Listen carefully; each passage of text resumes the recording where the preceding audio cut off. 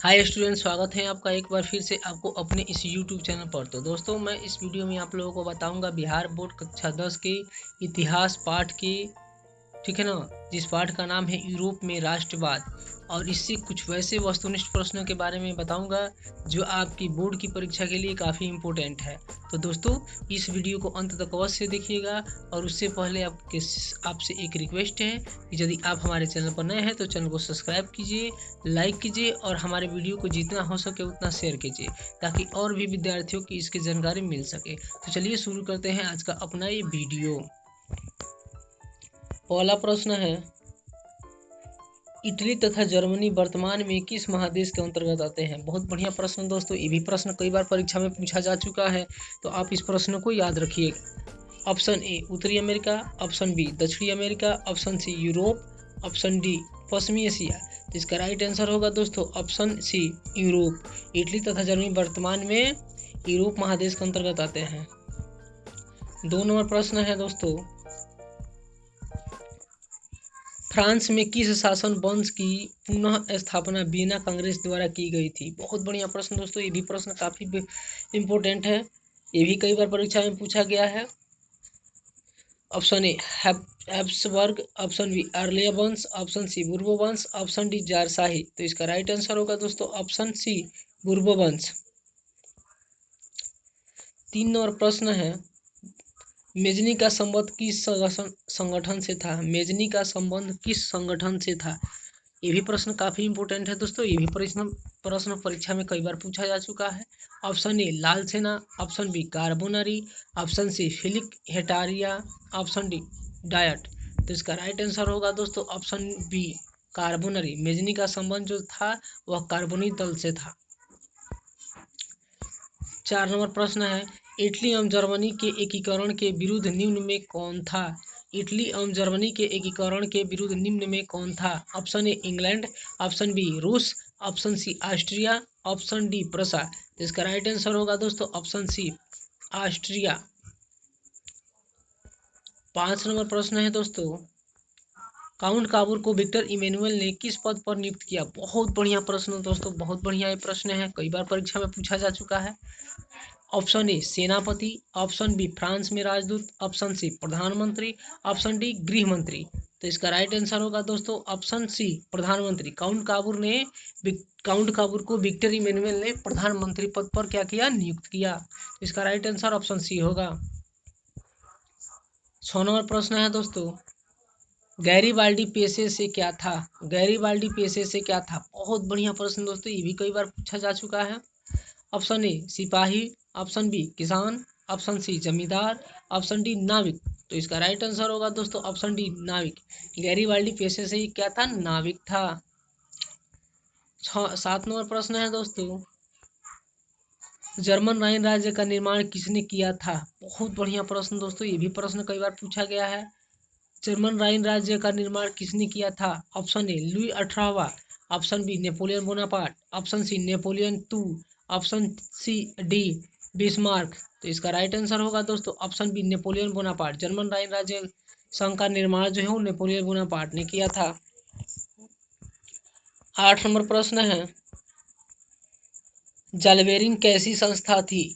जलवेरिन कैसी संस्था थी, या इस तरीके से पूछा जा सकता है, जलवेरिन एक संस्था थी। ठीक है दोस्तों, तो दोनों तरह से पूछा जाए तो दोनों का आंसर एक ही होगा। जलवेरिन कैसी संस्था थी? ऑप्शन ए क्रांतिकारियों की, ऑप्शन बी व्यापारियों की, ऑप्शन सी विद्वानों की, ऑप्शन डी पादरी एवं सामंतों की। तो इसका राइट आंसर होगा दोस्तों ऑप्शन बी व्यापारियों की। जलवेरिन एक संस्था थी जिससे व्यापारी जो है तो जिससे व्यापारी जुड़े थे। ठीक है ना, तो जलवेरिन एक संस्था व्यापारियों की थी। 9 नंबर प्रश्न है दोस्तों, रक्त एवं लौह रक्त एवं लौह नीति सॉरी रक्त एवं लौह की नीति का अवलंबन किसने किया? बहुत बढ़िया प्रश्न दोस्तों, रक्त एवं लौह की नीति का अवलंबन किसने किया? Option A Mazzini, option B Hitler, option C Bismarck, option D William one. तो इसका राइट आंसर होगा दोस्तों ऑप्शन सी बिस्मार्क। रक्त एवं लौह नामक नीति का स्थापना जो था वह बिस्मार्क ने किया था। 10 नंबर पर क्वेश्चन है दोस्तों, फ्रैंकफर्ट की संधि कब हुई थी? बहुत बढ़िया प्रश्न दोस्तों, ये भी कई बार परीक्षा में पूछा जा चुका है। फ्रैंकफर्ट की संधि कब हुई? ऑप्शन ए 1864 ईस्वी, ऑप्शन बी 1866 ईस्वी, ऑप्शन सी 1870 ईस्वी, ऑप्शन डी 1871 ईस्वी। इसका राइट आंसर होगा दोस्तों ऑप्शन सी 1871 ईस्वी। फ्रैंकफर्ट की जो संधि थी वह 1871 ईस्वी में हुई। 11 नंबर प्रश्न है दोस्तों, नेपल्स की क्रांति कब हुई थी? नेपल्स की क्रांति कब हुई थी? ऑप्शन ए 1820 ईस्वी, ऑप्शन बी 1821 ईस्वी, ऑप्शन सी 1822 ईस्वी, ऑप्शन डी 1823 ईस्वी। इसका राइट आंसर होगा दोस्तों ऑप्शन बी 1821 ईस्वी। नेपल्स की क्रांति 1821 ईस्वी में हुई थी, तो इसका बी आंसर करेक्ट होगा। 12 नंबर प्रश्न है दोस्तों, चार्टिस्ट आंदोलन कहाँ हुआ? बहुत बढ़िया प्रश्न दोस्तों, ये भी कई बार परीक्षा में पूछा जा चुका है। चार्टिस्ट आंदोलन कहाँ हुआ? Option A France, option B Austria, option C Hungary, option D England. तो इसका राइट आंसर होगा दोस्तों ऑप्शन डी इंग्लैंड। चार्टिस्ट आंदोलन जो था वह इंग्लैंड में हुआ था। 13 नंबर प्रश्न है दोस्तों, यूनान को एक स्वतंत्र राष्ट्र घोषित किया गया था। यूनान को एक स्वतंत्र राष्ट्र घोषित किया गया था। ऑप्शन ए 1835 ईस्वी, ऑप्शन बी 1832 ईस्वी, ऑप्शन सी 1842 ईस्वी, ऑप्शन डी 1830 ईस्वी। तो इसका राइट आंसर होगा दोस्तों ऑप्शन बी 1832 ईस्वी। यूनान को एक स्वतंत्र राष्ट्र घोषित किया गया था 1832 ईस्वी में, तो इसका बी आंसर करेक्ट होगा। 14 नंबर प्रश्न है दोस्तों, कार्बोनरी संगठन किस वर्ष हुआ? कार्बोनरी संगठन किस वर्ष हुआ? ऑप्शन ए 1832 ईस्वी, ऑप्शन बी 1815 ईस्वी, ऑप्शन सी 1810 ईस्वी, ऑप्शन डी 1831 ईस्वी। इसका राइट आंसर होगा ऑप्शन सी 1810 ईस्वी। कार्बोनरी संगठन जो था वह 1810 ईस्वी में पारित हुआ था। 15 नंबर प्रश्न है दोस्तों, एड्रियानोपुल की संधि कब हुई? बहुत बढ़िया प्रश्न दोस्तों, एड्रियानोपुल की संधि कब हुई? ऑप्शन ए 1828 ईस्वी में, ऑप्शन बी 1829 ईस्वी, ऑप्शन सी 1830 ईस्वी, ऑप्शन डी 1831 ईस्वी। तो इसका राइट आंसर होगा दोस्तों ऑप्शन बी 1829 ईस्वी। एड्रियानोपुल की जो संधि हुई थी वह 1829 ईस्वी में हुई थी। 16 नंबर प्रश्न है दोस्तों, एड्रियानोपुल की संधि किन दो देशों के बीच हुई? बहुत बढ़िया प्रश्न दोस्तों, ये भी कई बार परीक्षा में पूछा जा चुका है। ऑप्शन ए तुर्की रूस, ऑप्शन बी यूनान पोलैंड, ऑप्शन सी तुर्की Hungary, option D Hungary Poland. तो इसका राइट आंसर होगा दोस्तों ऑप्शन ए तुर्की रूस। एड्रियानोपुल की जो संधि हुई थी वह तुर्की और रूस के बीच हुई थी। 17 नंबर प्रश्न है दोस्तों, सेडान का युद्ध किन के बीच हुआ था? बहुत बढ़िया प्रश्न दोस्तों, सेडान का युद्ध किनके बीच हुआ? ऑप्शन ए प्रसा और ब्रिटेन, ऑप्शन बी ब्रिटेन और फ्रांस, ऑप्शन सी फ्रांस और प्रसा, ऑप्शन डी प्रसा और रूस। तो इसका राइट आंसर होगा दोस्तों ऑप्शन सी फ्रांस और प्रसा। सेडान का जो युद्ध हुआ था वह फ्रांस और प्रसा के बीच हुआ था। 19 नंबर प्रश्न है दोस्तों, पोलैंड के विद्रोह को किसने कुचल दिया? पोलैंड के विद्रोह को किसने कुचल दिया? ऑप्शन ए रूस, option B Britain, option C Austria, option D France. तो इसका राइट आंसर होगा दोस्तों ऑप्शन ए रूस। पोलैंड के विद्रोह को रूस ने कुचल दिया। 20 नंबर प्रश्न है दोस्तों, सन 1870 में फ्रांस और प्रसा के बीच युद्ध कहाँ हुआ था? सन 1870 में फ्रांस और प्रसा के बीच युद्ध कहाँ हुआ था? ऑप्शन ए सेडान,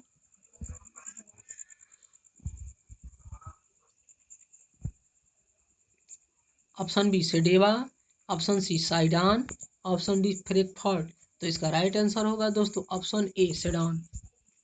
सन 1870 ईस्वी में फ्रांस और प्रसा के बीच जो युद्ध हुआ था वह सेडान में हुआ था। 21 नंबर प्रश्न है दोस्तों, यूरोपवासियों के लिए किस देश का साहित्य एवं ज्ञान विज्ञान प्रेरणा स्रोत रहा? बहुत बढ़िया प्रश्न दोस्तों, option A Germany, option B यूनान, ऑप्शन सी तुर्की, ऑप्शन डी इंग्लैंड। तो इसका राइट आंसर होगा दोस्तों ऑप्शन बी यूनान। यूरोपवासियों के लिए यूनान जो एक ऐसा देश था जो ज्ञान एवं साहित्य के लिए ज्ञान विज्ञान और प्रेरणा साहित्य के लिए क्या रहा, वह प्रेरणा स्रोत रहा। 22 नंबर प्रश्न है दोस्तों, युवा इटली संस्था का विकास किया, युवा इटली संस्था का विकास किया। ऑप्शन ए मेजनी ने, ऑप्शन बी काउंट काबूर ने, ऑप्शन सी गैरीवाल्डी ने, ऑप्शन डी बिस्मार्क ने। तो इसका राइट आंसर होगा दोस्तों ऑप्शन ए मेजनी ने। 23 नंबर प्रश्न है दोस्तों, बिस्मार्क निम्न में से क्या था। बहुत बढ़िया प्रश्न दोस्तों, ये भी परीक्षा में कई बार पूछा जा चुका है। ऑप्शन ए कवि, ऑप्शन बी नाटककार, ऑप्शन सी संगीतज्ञ, ऑप्शन डी कूटनीतिज्ञ। तो इसका राइट आंसर जो होगा दोस्तों ऑप्शन डी कूटनीतिज्ञ। बिस्मार्क जो था वह एक कूटनीतिज्ञ था। 24 नंबर प्रश्न है दोस्तों, सार्डिनिया पिटमाउंट का शासक कौन था। बहुत बढ़िया प्रश्न दोस्तों, सार्डिनिया पिटमाउंट का शासक कौन था। Option A Napoleon third, option B count Cavour, option C Victor Emmanuel, option D William प्रथम। इसका राइट आंसर जो होगा दोस्तों option C Victor Emmanuel. 25 number प्रश्न है दोस्तों, यूनानी स्वतंत्रता आंदोलन के दौरान कौन ब्रिटिश कवि शहीद हुए। यूनानी स्वतंत्रता आंदोलन के दौरान कौन ब्रिटिश कवि शहीद हुए। Option A Lord Byron, option B Kossuth, option C फ्रांसीसी Francis Dick, option D William प्रथम। इसका राइट आंसर जो होगा दोस्तों option A Lord Byron. 26 number प्रश्न है दोस्तों, ज्वालेरिन की स्थापना किस राज्य ने की। ज्वालेरिन की स्थापना किस राज्य ने की। Option A Prussia, option B Austria, option C Sardinia, option D France. तो इसका राइट आंसर जो होगा दोस्तों ऑप्शन ए प्रसा। ज्वालेरिन की स्थापना जो था वह प्रसा ने कराया था। 27 नंबर प्रश्न है दोस्तों, हंगरी की भाषा क्या थी। हंगरी की भाषा क्या थी। ऑप्शन ए इतालवी, option B Magyar, option C Polish, option D French. तो इसका राइट आंसर जो होगा दोस्तों ऑप्शन बी मैग्यार। हंगरी की जो भाषा थी वह मैग्यार थी।